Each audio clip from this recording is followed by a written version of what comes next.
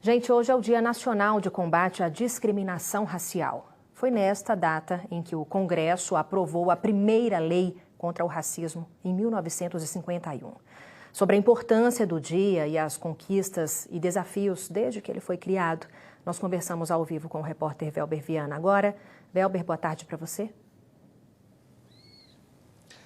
Oi, Suzana, boa tarde para você, boa tarde para a honrosa audiência do EPTV1 e muitos desafios, muito mais desafios do que conquistas, né?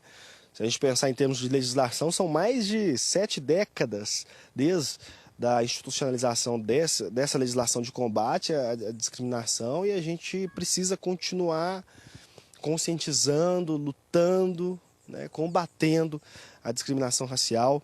E é exatamente por isso que a gente vai conversar com a Janaína de Mendonça Fernandes. Ela é professora do Instituto de Ciências Sociais Aplicadas aqui da Unifal. Janaína, quando a gente fala de discriminação racial, sempre abre-se o debate, né? Tem, não tem, o país é racista, não é? A título de exemplo, por que a gente pode dizer que a discriminação racial precisa continuar sendo combatida porque o Brasil é um país racista? Boa tarde para você. Boa tarde a todos, todas e todes, toda a audiência da EPTV. É importante a gente continuar combatendo. É só a gente olhar numericamente, por exemplo, o nosso mercado de trabalho. Pesquisas recentes do IBGE e do DIEESE mostram que as pessoas pretas, mesmo negras, né, que é a soma de pretos e pardos, mesmo ocupando o mesmo cargo, tendo o mesmo nível de escolaridade, trabalhando as mesmas horas de trabalho que as pessoas brancas, ainda assim recebem salários menores que as pessoas brancas. Se a gente fizer um corte por mulheres pretas e pardas, esse salário ainda é menor. Então, de maneira muito exemplificativa, a gente mostra, por meio de números do mercado de trabalho e dados oficiais, o racismo estrutural da nossa sociedade. Nós estamos no ambiente universitário, né?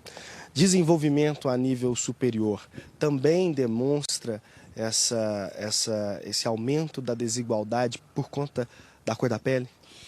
A gente teve a nossa primeira política reparatória que aconteceu no Brasil pós-abolição, foi a política de cotas no Brasil, né? São cotas raciais e cotas sociais. Isso mudou o perfil das universidades e deu mais acesso à população preta e parda aos nossos cursos, o que de forma alguma fez cair a qualidade dos nossos cursos, porque já existem estudos que mostram que os nossos alunos cotistas têm um desempenho, inclusive, melhor do que os nossos alunos não cotistas, tá? Mas a título do nosso professorado, ainda é necessário políticas públicas. A maioria dos professores acadêmicos, catedráticos, ainda é composta por pessoas brancas, né? É necessário ainda que haja política pública para que essa população consiga ascender para dentro da docência. Janaína, a gente já exemplificou a existência da discriminação, a importância do combate à discriminação, né, no ambiente do mercado de trabalho e agora no ambiente universitário. Tendo dado os exemplos, nos ajude a entender, por favor, por que o Brasil é um país tão racista.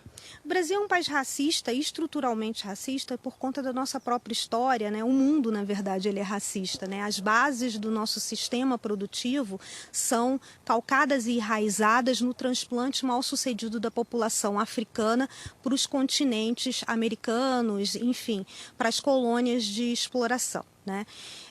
A gente teve aí quase 400 anos de escravidão e quando a Princesa Isabel assinou a Lei Áurea, maior parte da população escravizada já estava liberta no Brasil, né? Foi um ato performance, e essa lei sendo assinada não houve nenhuma política compensatória para essa população que passou esses séculos escravizadas, né? Muito pelo contrário, essa população ela foi alijada da nossa sociedade por leis e por tratativas do próprio governo e houve uma política de eugenia no Brasil. O próprio Estado brasileiro incentivou a vinda de europeus para o Brasil, dando terras, subvenção, acesso ao mercado de trabalho, dinheiro para esses imigrantes virem para cá e não deu nenhuma compensação para essa população preta, parda, que estava lá alijada da sociedade, né? né? Obviamente, isso tem contornos que se dão até hoje na nossa sociedade e se refletem na forma como a gente se estrutura como sociedade. Também foi vendida a ideia de que, pelo Estado, havia uma democracia racial no Brasil, que nunca existiu, porque a preferência é sempre contratar e inserir pessoas brancas, né, e não pessoas pretas. E a primeira política compensatória que o Estado brasileiro fez foi a política de cotas da universidade, ou seja, a gente tem um hiato aí de uma dívida histórica com uma população que precisa ser paga pelo Estado e pela sociedade como um todo e que constituiu a gente num país estruturalmente racista. Janaína, muito bom, muito obrigado por essa aula que você trouxe para a gente aqui no EPTV1 de situação histórica, de contexto atual, que reforça a necessidade da bandeira levantada nesse dia de combate à discriminação racial, combate necessário diariamente. Suzana. Exatamente, importantíssimo reforçar que não se trata de um dia de celebração, né, Velber Viana, mas de conscientização, de luta, de combate ao racismo. E que esta atitude seja constante, né, para além deste 3 de julho. Muito obrigada a você, a Janaína.